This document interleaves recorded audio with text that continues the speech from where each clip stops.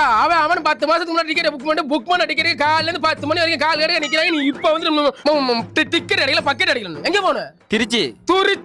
கடைசி ஒரு டிக்கெட் தான் இருக்கு 1500 வேணுமா? 1500. ஆமா. என்ன ரேட்ல அநியாயமா இருக்கு? அநியாயமா? அண்ணே திண்டுக்கல் போணுனே. நல்லா குளவிக்கல் மாதிரி இருந்து திண்டுக்கல் போணும். போட. தம்பி வேணுமா உனக்கு? எனக்கு என்னது கொடுக்க? திருச்சிக்கா 2000 ரூபாய். 2000. ஆமா. அண்ணா எனக்கு ஒண்ணு 2500. எனக்கு 3000.